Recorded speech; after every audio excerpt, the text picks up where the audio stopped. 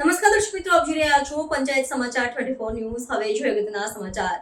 સંજેલી પંચાયતની ગ્રામસભામાં વિકાસની ગ્રાન્ટોના હિસાબને લઈને હોબાળો। સંજેલી નગરમાં પાયાની સુવિધાઓના અભાવથી ત્રસ્ત સ્થાનિકોએ તેમની મુશ્કેલીઓ રજૂ કરવા માટે બોલાવેલી ગ્રામસભામાં ભારે હોબાળો મચ્યો હતો। ગ્રામ પંચાયત કચેરી ખાતે આયોજિત આ સભામાં મોટી સંખ્યામાં નગરજનો હાજર રહ્યા હતા। જોકે તેમના પ્રશ્નોનું નિરાકરણ લાવવાને બદલે સભામાં તંગ વાતાવરણ સર્જાતા અધિકારીઓએ સભાનું વિસર્જન કરવાની ફરજ પડી હતી। સ્થાનિકોના જણાવ્યા અનુસાર પાણી, ગટર વ્યવસ્થા, રસ્તાઓ અને સ્વચ્છતા જેવી પ્રાથમિક સુવિધાઓની કથળેલી સ્થિતિને કારણે લોકો ભારે હાલાકી ભોગવી રહ્યા છે। આ મુદ્દાઓ પરથી અધિકારીઓને ચૂંટાયેલા પ્રતિનિધિઓનું ધ્યાન દોરવા માટે લોકોએ આ ગ્રામસભામાં ભાગ લીધો હતો। ગ્રામજનોએ આક્રમક રીતે તેમની વેદના રજૂ કરતા વાતાવરણ તંગ બન્યું હતું અને દલીલો ઉગ્ર સ્વરૂપ ધારણ કરી હતી। ગ્રામસભામાં શાંતિપૂર્ણ રીતે ચર્ચા કરવાને બદલે ઘર્ષણ થતા હાજર રહેલા સરકારી કર્મચારીઓએ પરિસ્થિતિને કાબુ બહાર જતી જોઈને સભાને સમાપ્ત કરી હતી, જેના પગલે પોતાના પ્રશ્નોનું નિરાકરણ ન આવતા ગ્રામજનોમાં ભારે નિરાશા અને રોષ જોવા મળ્યો હતો। આ ઘટનાએ નગરના વહીવટીતંત્રની નિષ્ફળતા અને પ્રજાની સમસ્યાઓ પ્રત્યેની ઉદાસીનતાને વધુ એકવાર ઉજાગર કરી છે।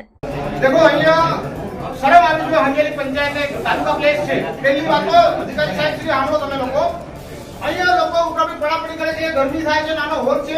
હવે પછી માય ખાતે વ્યવસ્થા છે, ગ્રામ સભા દર 3 મહિને થવી જોઈએ।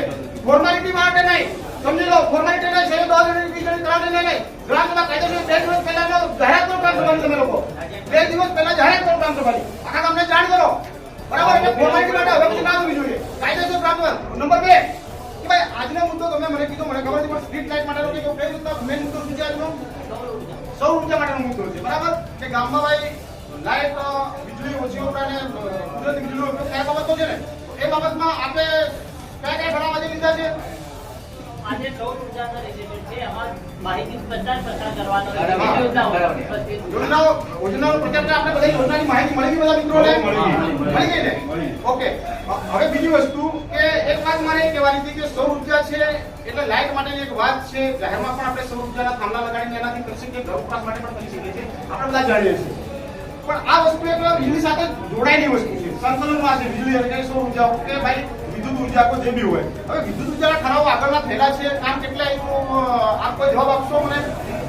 આગળના જે હું મારા ગામની વાત કરું, હળકુટ ફાટકથી માંડીને મુવાડાના છેડા સુધી સ્ટ્રીટ લાઇટ બેસાડવાનો જે ઠરાવ કરવામાં આવ્યો હતો ગત મિટિંગોની અંદર, તો એની પ્રક્રિયા કેટલી સુધી આવી, તમે ક્યાં સુધી કામ કર્યું, આપણી પંચાયત ક્યાં સુધી આગળ વધી છે, જાણવા માંગી છે?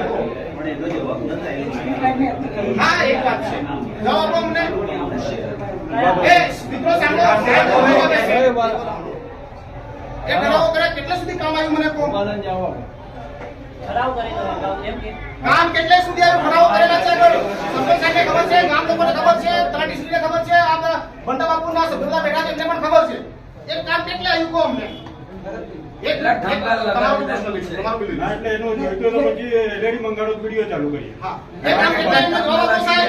રજૂઆત નથી કરેલી એમ કે અધિકારી સાહેબ, હું આપને જવાબ પૂછી રહ્યો છું ગ્રામ લોકો તરફથી, મને જવાબ આપો। અમારા સમયનું તમે પેલા જો વિડીયોમાં તમે સ્ટેટ લાઇટ ના થાંભલા કેટલા ઊભા કરો? હા, એમ તમે તો ભૂલી તો જોઈએ, પૈસા લેવાનું ભૂલતા નથી।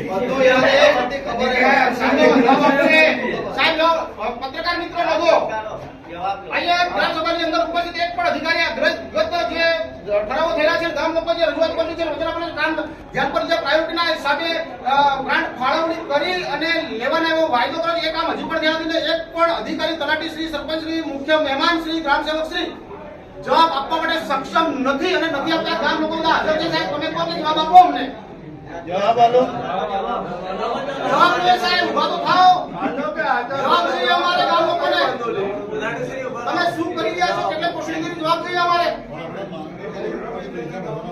એટલે કામ એટલું કહી દે